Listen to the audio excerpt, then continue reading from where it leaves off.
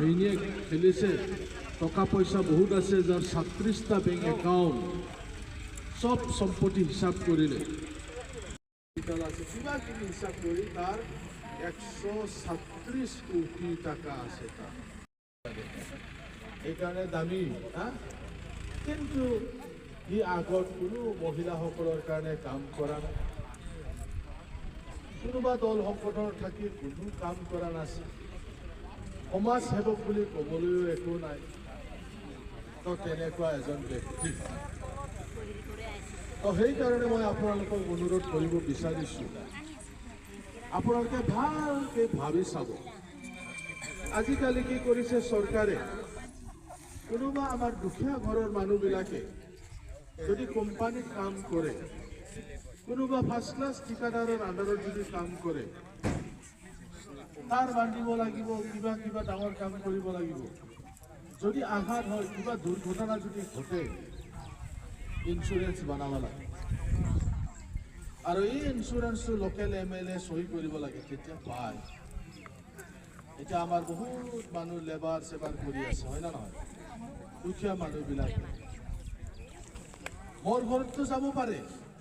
গুণীয়া নহয় যুঁজটোতো আমাৰ 9জন আছে প্ৰাৰ্থী 9জনৰ মাজতেই যুঁজ হ'ব কোনো এজনেই কম নহয়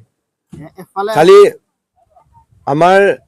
বিৰোধী মিত্ৰজোঁটৰ প্ৰাৰ্থীজনে বেছিকৈ চিঞৰ বাখৰ কৰে বাকীসকলে চিঞৰ বাখৰ নকৰাকৈ তেওঁলোকে প্ৰচাৰ কাৰ্যটো চলাই গৈছে তেখেতক কেনেদৰে প্ৰত্যাহ্বান জনাব প্ৰত্যাহ্বান মই নজনাওঁ প্ৰত্যাহ্বান শিৱসাগৰ সমষ্টি ৰাইজে জনাব তেওঁ মই এটা মাত্ৰ চিম্বলিকহে মোৰ নামটো কুশল দুৱৰী এইটো ভাৰতীয় জনতা পাৰ্টি আমাৰ কাৰ্যকৰ্তা বন্ধুসকলে নিৰ্বাচন খেলিব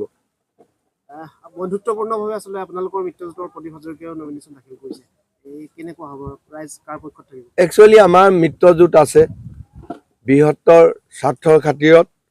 মিত্ৰজোঁটেও শিৱসাগৰত ইলেকশ্যন খেলিব বিচাৰিলে যিহেতু প্ৰদীপ দাৰ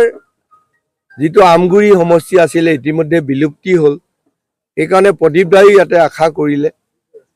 আৰু এইটো কাৰণেই প্ৰদীপ দাকো প্ৰাৰ্থী দিলে আমি এটা কথা জানো প্ৰদীপ দাৰ লাহে লাহে ৰাইজৰ সমৰ্থনটো কমি আহিছে আৰু সেইকাৰণে বিৰোধী প্ৰাৰ্থীজনেও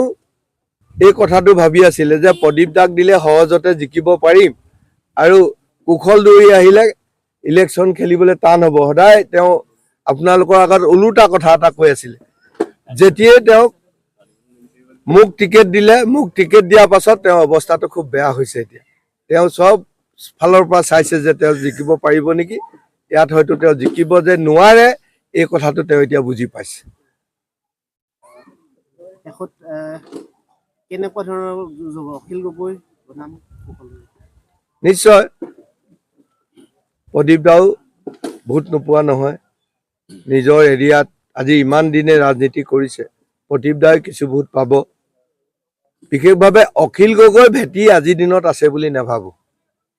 অখিল গগৈ এতিয়া শিৱসাগৰ সমষ্টি কোনো ৰাইজৰ পৰাই ভোট নাপায় খালি নিৰ্দিষ্ট দুই এডোখৰ ঠাই আছে সেইখিনিৰ পৰাই আজি তেওঁ বহুত টকা পইচা তেওঁলোকক দি পিনে ভোটটো ল'বলৈকে চেষ্টা কৰিছে আৰু বহুত মানুহক পইচা দিছে